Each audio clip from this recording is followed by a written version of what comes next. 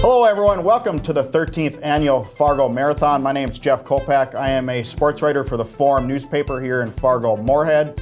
I've covered this race for 12 years, going on 13. And pleased to be joined by Executive Director for the 13th year in a row, Mark Knutson. Welcome.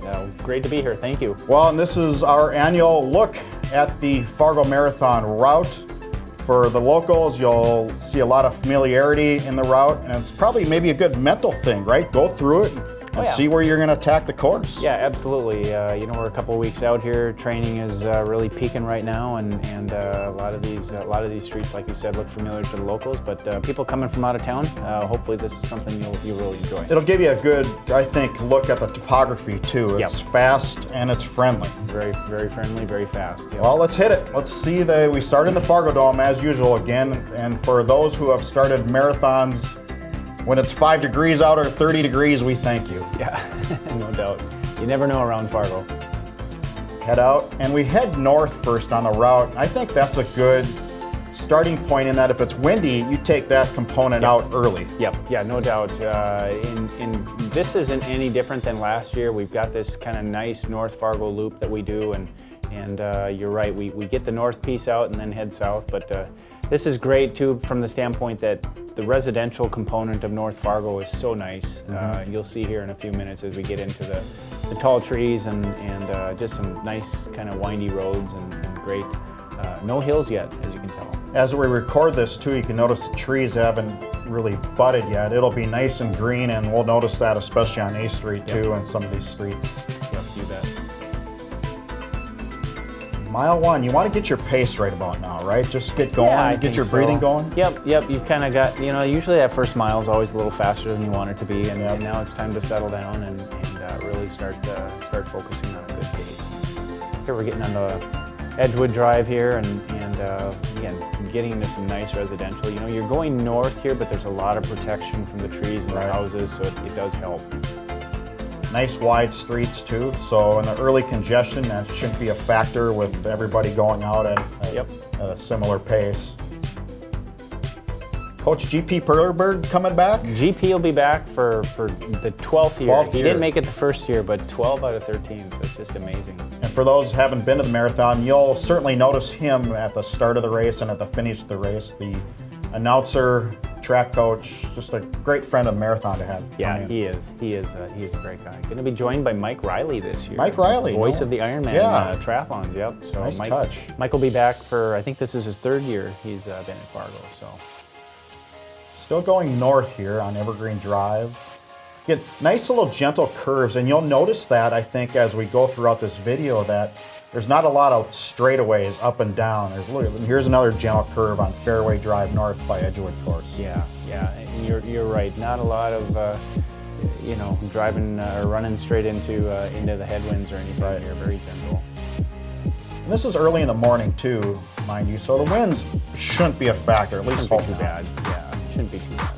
Coming down, and now we're heading south on Parr Street. We're going to take a left here pretty quick onto 35th Avenue North. New development there by Edgewood Golf Course. And now we're going to start hugging the river. So for those out of town, if you look at your map, the river, the Red River, the north is right behind those houses to the left.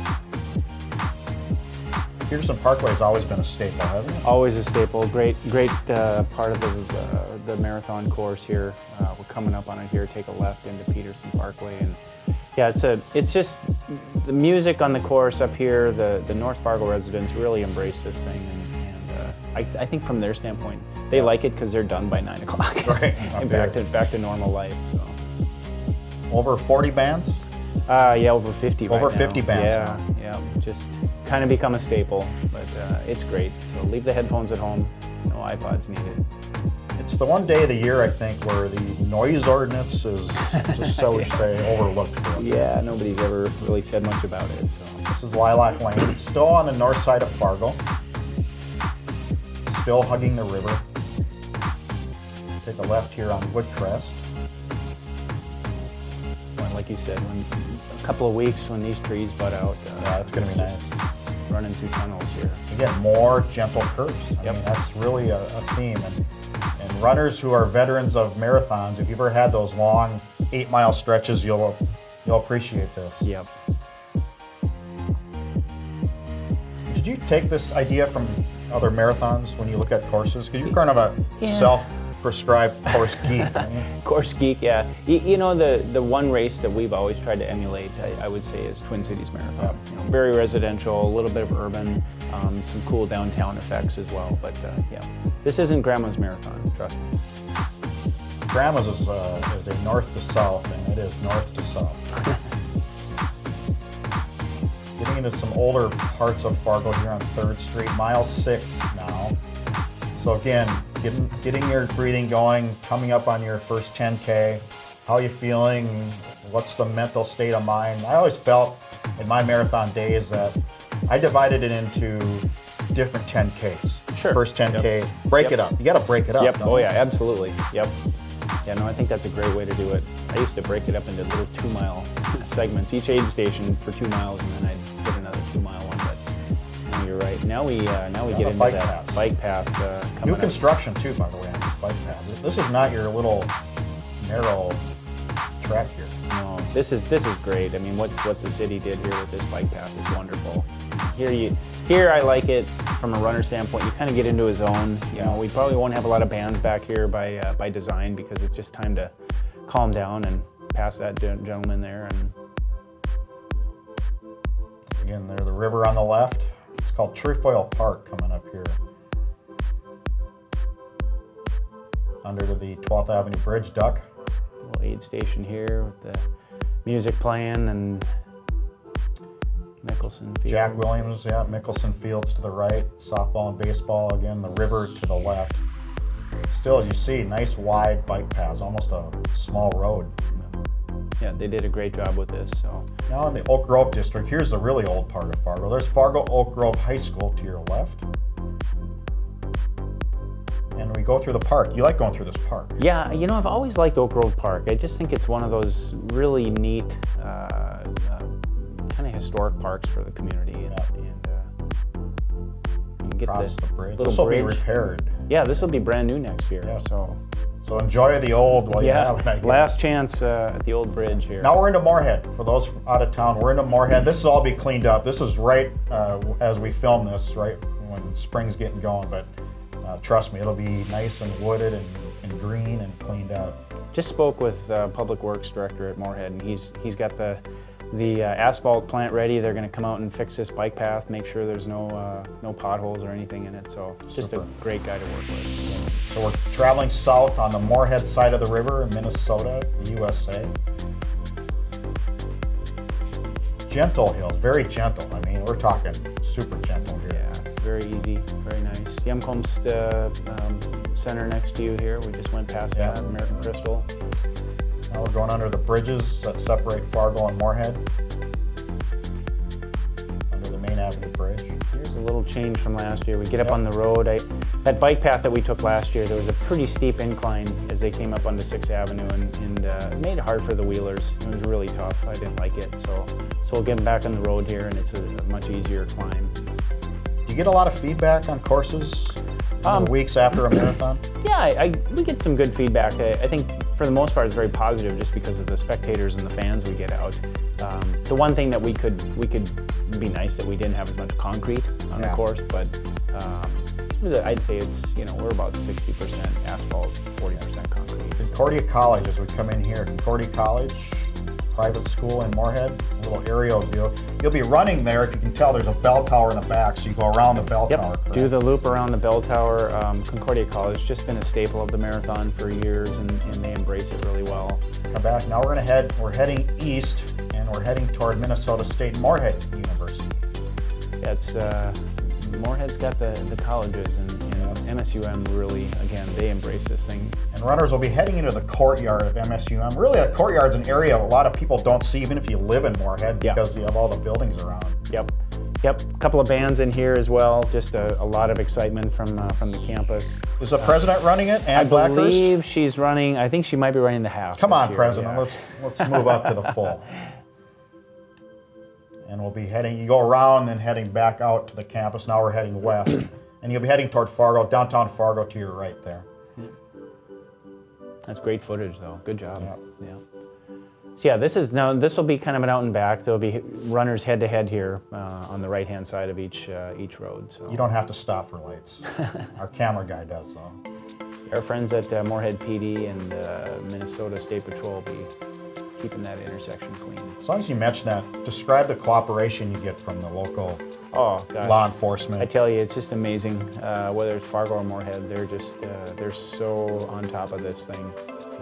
Keep everybody safe. Make sure it's enjoyable for everybody. They just do a great job.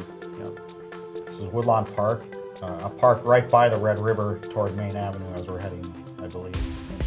Mile 13, you're about halfway through. What are you thinking about now? Well, take the shortcut and go back to the dome, or you keep on going for another half. Yeah, this is a good spot here. We're going to make our way up to Main Avenue. And again, this is a part of the course that hasn't been in since we started on the bridge 3-4 years ago. This is the Main Avenue Bridge, and this is as we head back into Fargo, North Dakota.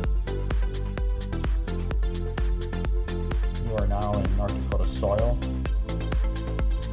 You'll notice some projects ongoing on flood control. That's been an issue since 1997. No doubt. And it keeps going. Now we're on the Red River side of the Fargo route on the bike path as we head south toward Lindenwood Park. Yep. So jump on Lindenwood Trail here. Again, just kind of a spot to jump into the zone and you're mile 15, you probably need that a little bit just to calm down, and been a couple of bands that you've been seeing and get your heart rate up, but this is great. You can see a lot of people out training. So. Flood wall to your right. I love training on this part of the Fargo Moorhead right here. Yeah, this is such a great stretch. Again, little gentle curves, nothing real straight. And really for hills, there's really nothing here. So we'll make our way out of the trail and then come up to Lindenwood Drive eventually. How do you certify the course? Well, Tom Reagan is our course measurer, and he's out. He bikes it a couple of times. We measure it with a GPS system to make sure it's pretty close, and then he measures it on the bike with the Jones counter. It's a Boston Marathon qualifier. Oh yeah. Here we're coming up on Lindenwood Park. This is a road that, there's a little hill there, but nothing you're going to really notice. Now we're heading in mile 16. This is the 8th, 7th Street area of the course. Yep. Commonly known as probably Party Central. Party Central, that's a good way to describe it, yeah. So we'll go north on 7th Street for a while and almost make a little snake, I guess, 7th, 8th, and 9th Street.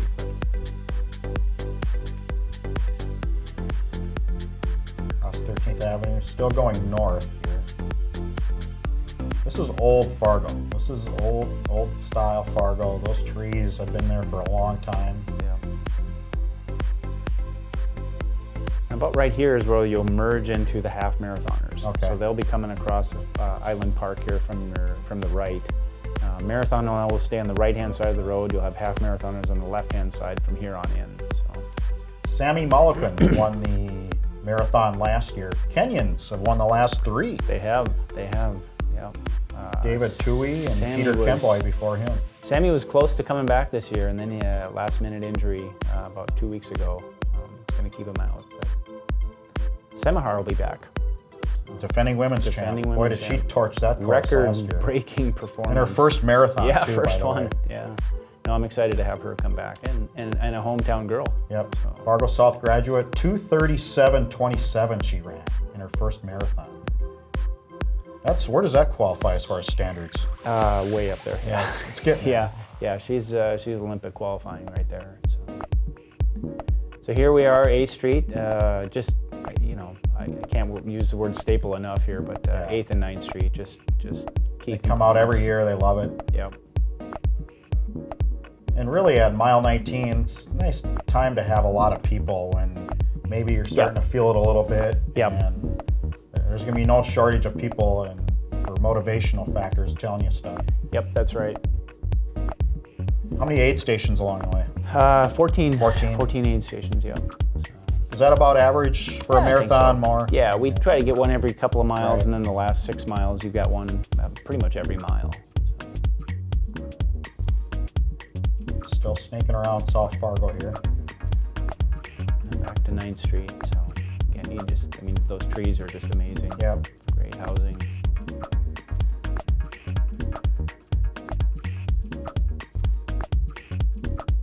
First winner was Scott Jansky. They were 2005.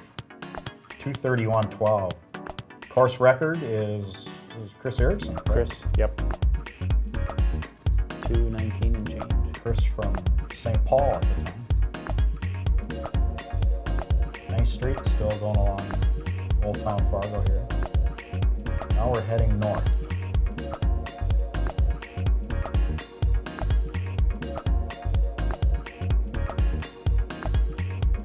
Heading north, and we're heading toward downtown for those scoring at home. Courthouse on the left.